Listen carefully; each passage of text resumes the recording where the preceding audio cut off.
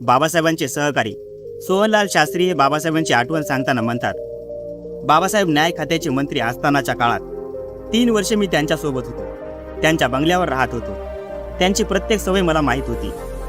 एखाद्या संताच्या किंवा तथागत बुद्धांच्या किंवा एखाद्या सत्पुरुषाच्या अंगी असलेल्या सद्गुणांचा ते मूर्तिमंत आविष्कारच होते. 3 थोर व्यक्तींच्या शिकवणुकीने त्यांचे चरित्र घडले होते.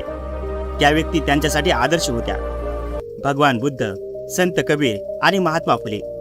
या गुरुकडून त्यांना दीनदुबळ्याची सेवा करणे, बोगस हिंदू धर्मग्रंथाची व कर्मकांडाची वस्तुनिष्ठ आणि प्रखर चिकित्सा करणे, ज्ञानाच्या क्षेत्रात उत्तमोत्तमाचा सतत पाठपुरावा करणे, या 3 गोष्टी त्यांना शिकायला मिळाल्या.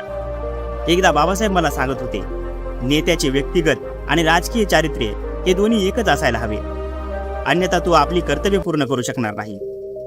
बाबासाहेबांना कोणत्याही प्रकारच्या मादक पदार्थाचे सेवन करण्यात रुची नव्हती. ते धूम्रपान पण करत नव्हते. एकदा बाबासाहेबांना कफाचा त्रास झाला होता. तेव्हा मी त्यांना पान खाण्यास सुचविले. त्यांना मी पान आणून दिले. बाबासाहेबांनी ते पान खाल्ले सुद्धा, पण लगेच त्यांनी थुकून टाकले. मी त्यांना थुकण्याचे कारण विचारले. यावर बाबासाहेब म्हणाले, याची चव मला मुळीच आवडली नाही, ते कडू आहे. असे होते बाबासाहेब.